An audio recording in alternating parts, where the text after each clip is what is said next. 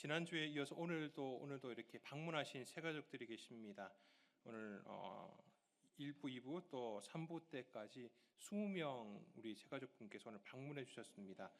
선물도 받으시고 또 이따가 식사하실 때 식사 안내를 잘 받으시면 감사하겠습니다. 새 가족분들이 편하게 식사할 수 있도록 여러분을 좀 양보해야 될 상황 가운데서는 양보를 해주시기를 부탁을 드리겠습니다.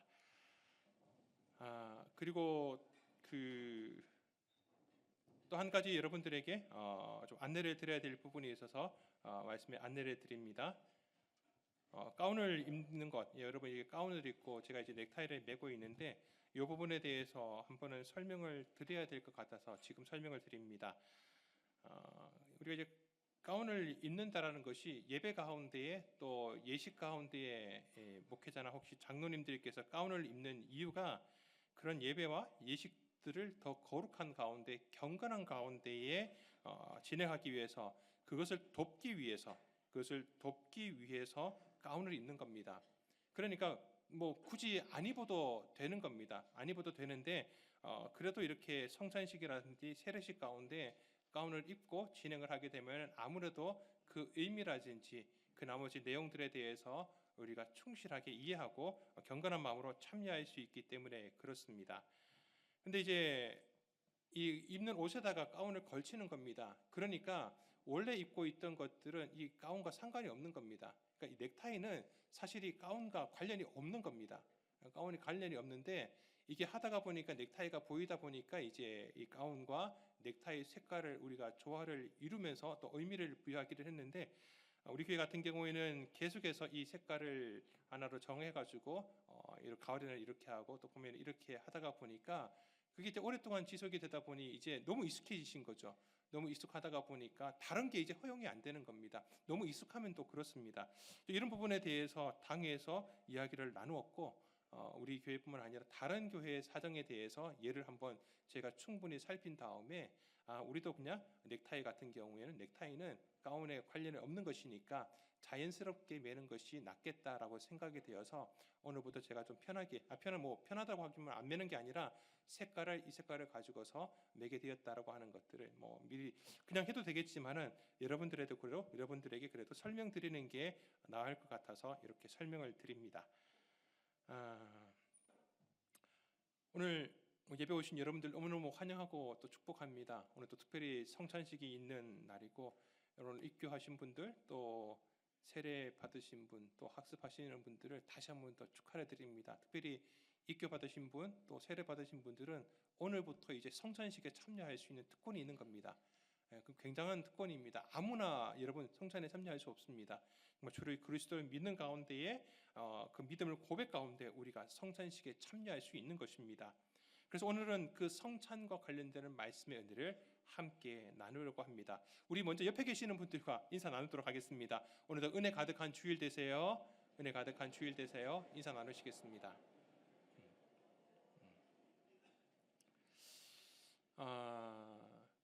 우리 주님 예수님께서는 로마 군병에게 잡히시기 전날 밤 제자들과 함께 유월절 절기를 함께 지키게 되었습니다.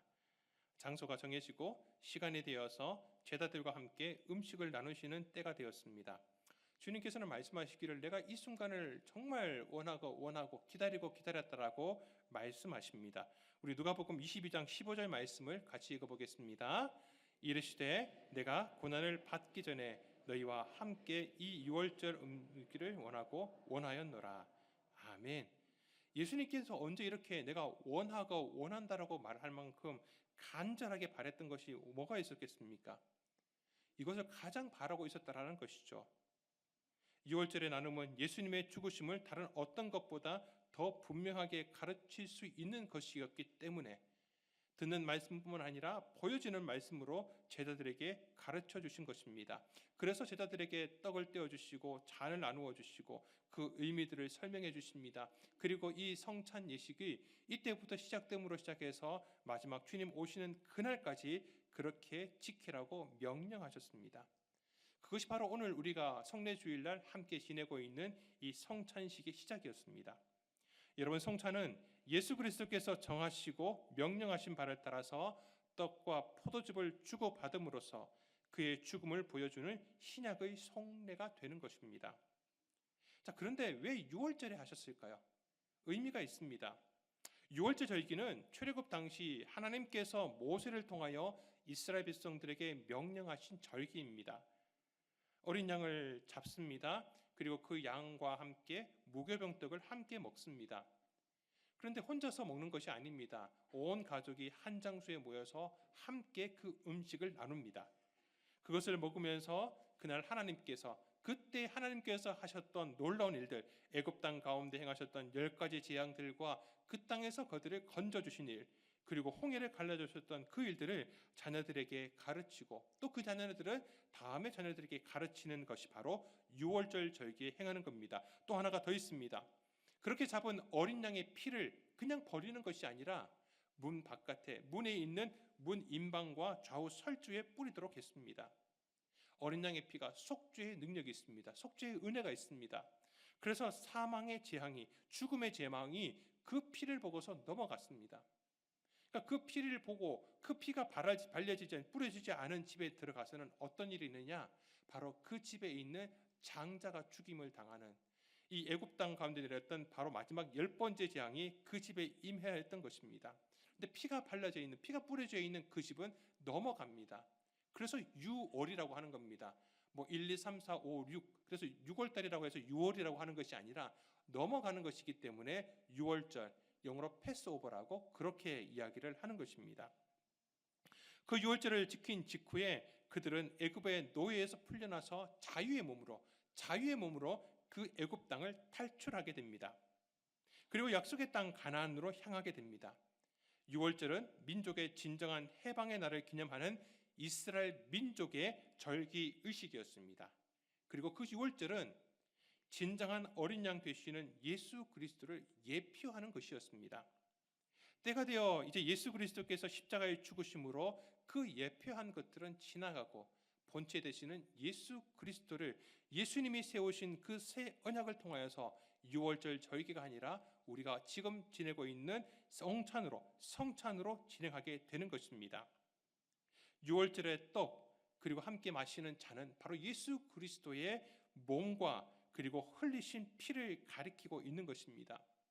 그리고 그때 6월절에 잡았던 어린 양은 또다시 잡을 필요가 없습니다. 예수 그리스도께서, 어린 양 되시는 예수님께서 영원한 제물이 되어주셨기 때문에 그렇습니다. 오늘 본문도 있지만은 다른 본문인 복음서의 말씀을 한번 읽어보도록 하겠습니다. 누가복음 22장 19절 20절 말씀 같이 읽겠습니다. 또 떡을 가져 감사기도 하시고 떼어 그들에게 주시며 이르시되 이것은 너희를 위하여 주는 내 몸이라. 너희가 이를 행하여 나를 기념하라 하시고 저녁 먹은 후에 잔도 그와 같이 하여 이르시되 이 잔은 내 피로 세우는 새 언약이니 곧 너희를 위하여 붓는 것이라. 아멘. 사랑하는 성도님들, 예수님께서는 세상 죄를 지고 가는 하나님의 어린 양이 되어주셨습니다. 그 옛날 6월절 절기를 통하여서 이스라엘 백성들이 그 노예 생활에서 벗어났던 것처럼 예수 그리스도께서 이 6월절 어린 양이 되어주셔서 영원한 제물이 되어주셨기 때문에 우리는 출애굽 같은 그 죄의 노예 가운데 있었던 우리의 몸과 마음과 모든 것이 거기로부터 구원함을 얻게 된 것입니다.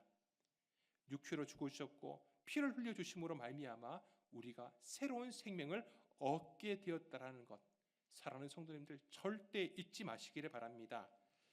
이스라엘 민족들에게 있어서 그 출애굽했던 6월절 절기가 얼마나 은혜로웠겠습니까? 감사했겠습니까?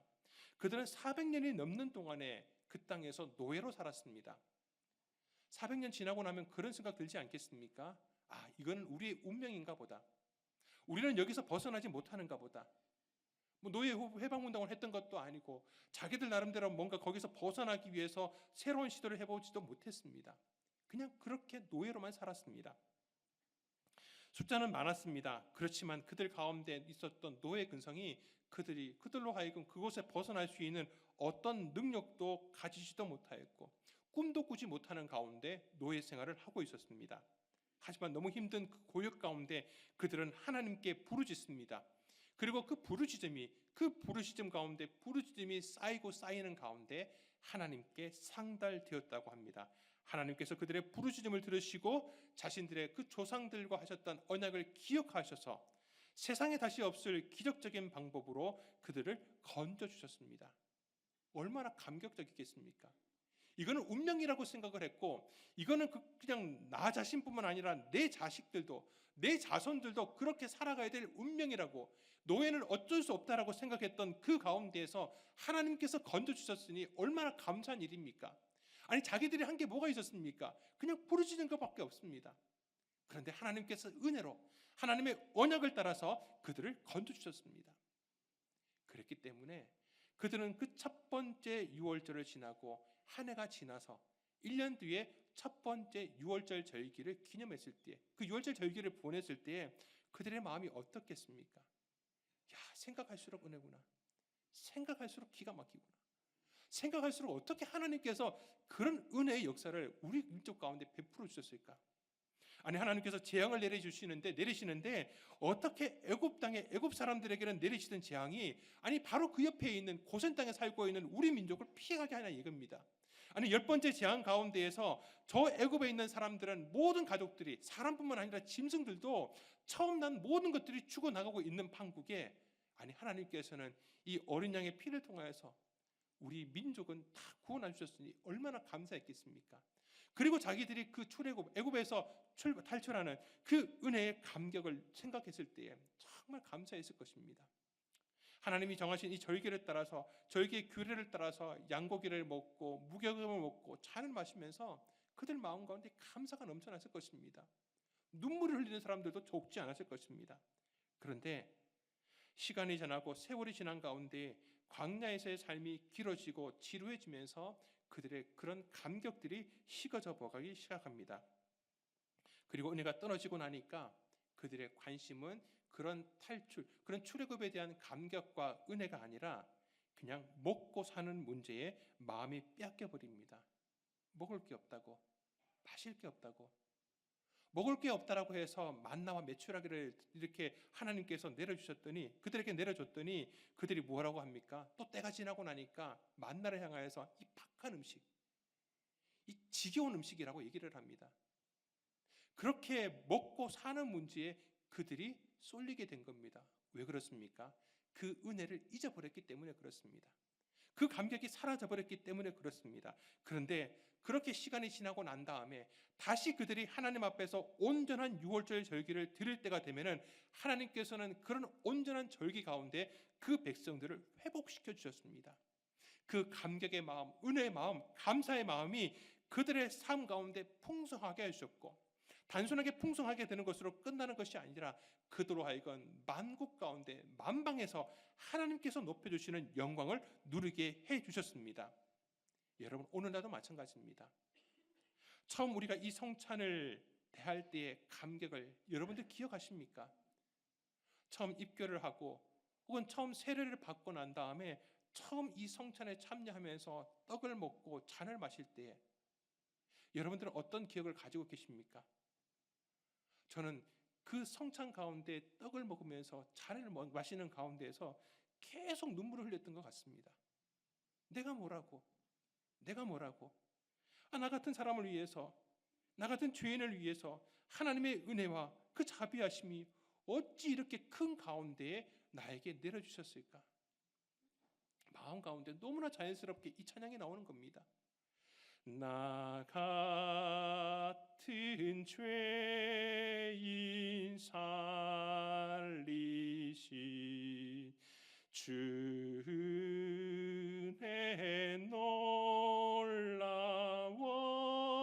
놀라워 잃었던 생명 찾았고 광명을 얻었네. 아멘. 그냥 나는 죄의 노예, 지옥의 백성으로 살아야 마땅한데 예수님께서 나 대신 그렇게 죽으셨다라는 사실이, 그 몸이 찢겨지시고 피 흘려주셨다라는 그 사실이 너무나 감사한 겁니다. 그 감격 가운데 떡을 먹고 잔을 마셨던, 그렇게 성찬에 참여했던 첫 번째 성찬의 기억이 있습니다. 그런데 다시 광야 같은 세상에서 살아가다가 보니까 이스라엘 백성들처럼 그 감격이 식어집니다. 그 은혜가 점점 잊혀지게 됩니다. 그리고 나니까 이스라엘 백성들이 그랬던 것처럼 하나님께서 나를 구원하여 주셨다라고 하는 것, 예수 그리스도의 죽으심으로 말미암아 내가 새로운 생명을 얻었다라고 하는 그 감격과 은혜는 온데 갔대 없고, 나도 이스라엘 백성들처럼 내 신앙의 중심 주제가 먹고 사는 문제로 그냥 쏠려버리는 것을 보게 되었습니다. 아니, 이제 충분히 먹고 사는 것, 살 수 있게 된 것 같은데 더 좋은 걸 먹고 싶습니다. 더 좋은 걸 누리고 싶습니다. 더 좋은 차를 타고 싶고, 더 넓은 집에서 살고 싶고, 더 명품을 내 몸에다 걸치고 싶고, 자꾸 내 신앙이 아니, 신앙이라고 하기는 그렇지만은 내 마음이 먹고 사는 문제에 그냥 온갖 정신이 팔려버립니다. 사랑하는 성도님들, 오늘 우리의 성찬 가운데 처음 누렸던, 처음 그 떡과 잔을 대할 때 감격이 회복되어지기를 소망합니다. 근데 우리가 말로만 듣는 것이 아니라 이렇게 눈으로 보는 가운데 보이는 말씀으로서 이 성찬이 거행되게 되는 것입니다. 보는 것으로 통하여서 우리는 더 크신 은혜를 누리게 되는 것입니다. 성찬에 합당히 참여하는 자들은 영적으로 그리스도의 몸과 피를 먹고 마시는 것입니다. 그리스도의 몸과 피가 우리가 믿음 가운데 그것을 먹고 마실 때에 영적으로 임재하게 되는 것입니다. 그리고 그 믿음으로 십자가에 달려 죽으신 그리스도와 그의 죽음에서 오는 모든 은총과 은혜들을 받아 우리의 삶에 드러나게 되는 것입니다. 요약하자면 이런 말씀입니다. 우리 한번 같이 읽겠습니다. 성찬에 합당히 참여하는 자는 주의 살과 피를 먹고 마심으로 영적 영양이 되고 은혜로 자라는 것이며, 주님과의 연합과 교통이 확고하여지고 하나님께 대한 감사와 약속 같은 신비한 몸의 지체로서 서로 사랑하고 사귐을 증거하고 새롭게 하는 것이다. 아멘. 이 부분이 대우리 문답에 있는 설명입니다. 따라서 우리는 이런 성찬을 위해 기도하는 마음으로 성찬을 대할 수 있어야 됩니다. 혹여나 내가 그렇게 살지 못하였던 모습이 있다면 주님 앞에 이 시간 성찬을 앞두고서 회개와 용서를 구하는 마음으로 다시 주님 앞에 정결한 마음으로 이 떡과 잔을 대할 수 있기를 바랍니다. 우리는 이 성찬에 참여하는 가운데에 떡을 보면서 주님의 찢기신 몸을 기억하게 되는 것이고, 또 잔을 보면서 주님이 흘리신 피를 기억하게 되는 것입니다. 믿음으로 참여할 때 다시 은혜가 회복되는 줄 믿습니다. 감사의 마음으로 풍성하게 우리 가운데 넘치게 하시는 줄 믿으시기를 바랍니다. 그런 예수 그리스도의 죽음을 기념하면서 그리스도와 하나됨을 나타내는 성찬이기 때문에 우리가 이 가운데 참여할 때에 그의 죽으심을 우리가 제대로 알지 못하고 또 그렇게 살지 않은 가운데에 이런 성찬에 참여하게 된다라는 것은, 이어지는 고린도전서의 말씀에 이어지는 말씀을 보면은 주의 몸과 피에 대하여 오히려 죄를 짓는 것이라고 말씀하고 있습니다. 그래서 이 성찬에 참여하는 자는 반드시 자기를 살피고 그 후에야 먹을 수가 있는 것입니다. 여러분, 성찬 전에 먼저 자신을 돌아보고 진심으로 참여하는 마음으로 자신을 돌이키고 이 예식에 참여하기를 바랍니다. 그러면 주님께서 우리의 마음 가운데 죄를 씻어주셨던 그 하나님의 은혜로 우리의 몸과 예수 그리스도의 몸과 피를 통하여 다시 새롭게 하시는 은혜의 회복을 우리 가운데 허락하여 주시는 줄 믿습니다. 그 의미를 분명히 알고 분별할 수 있는 자들만이 이 성찬 가운데 참여할 수가 있습니다. 그래서 불신자들은 참여하지 못합니다. 그리고 세례 받지 못한 사람들, 어린아이들은 참여하지를 못합니다. 간혹 아이들이 와가지고요, 엄마가 뭐 먹고 있으니까 엄마 나도 먹고 싶다라고 떼쓰는 아이들이 있는데, 여러분, 아이들 참여하지를 못합니다. 아이들이 유아 세례 받고 어린이 세례를 받았더라도 오늘처럼 입교를 해야지만이 이 성찬 가운데 참여할 수가 있는 것입니다. 여러분, 한 가지 더 붙이자면은 떡을 주실 때에 그냥 주신 게 아니라 우리는 편의를 위해서 이 떡을 미리 나누어 두고 있지만은 예수님께서 처음 하실 때에는 떡 한 덩이 가운데에서 제자들에게 떼어 주셨습니다. 무슨 말입니까? 원래 한 떡이었다는 겁니다. 하나의 떡 가운데서 나눔이 있었다라는 거죠. 우리의 공동체는 하나라는 겁니다. 예수 그리스도로 말미암아서 하나 되어 있는 가운데에서 한 사람 한 사람에게 주시는 하나님의 은혜를 따라 이 성찬 가운데 참여하게 되는 것입니다. 사랑하는 성도님들, 오늘 이 성찬을 통하여 하나님께서 우리 가운데 베풀어 주셨던 그 은혜의 감격이 다시 회복되기를 소망합니다. 그런 가운데 다시 주시는 하나님의 은혜와 힘과 용기와 담대함을 통하여서 다시 한번 더 세상 가운데서 하나님의 능력으로 살아가시고 더욱더 우리 가운데 채워주시는, 풍성하게 갚아주시는 우리 하나님의 은혜를 누리시는 우리 모든 성도님들이 다 되시기를 주님의 이름으로 축원드립니다. 기도하겠습니다. 주님의 은혜를 감사합니다. 예수 그리스도의 죽으심으로 말미암아 우리에게 새로운 생명을 주신 그 은혜에 감격하며 오늘 이 성찬 예식 가운데 참여하기를 소망합니다. 오늘 특별히 세례받고 또 입교를 통하여 처음 이 성찬 가운데 참여하는 우리 성도들에게 더욱 크신 은혜를 베풀어 주시어서 이 참여를 말미암아서 더욱더 우리 모든 성도들이 함께 은혜 풍성히 누리는 우리 믿음의 시간 되게 하여 주시옵소서. 한 사람도 빠짐없이 이 예식을 통하여 하나님의 은혜를 다시 회복하게 해주시고 날 위해 피 흘려 죽으신 예수 그리스도의 그 보혈의 능력과 공로와 그 은혜를 다시 한번 더 우리의 삶 가운데에서 풍성히 누릴 수 있는 모든 믿음의 성도님들 되게 하여 주시옵소서. 지금도 살아 역사하시는 예수님의 이름으로 기도하옵나이다. 아멘.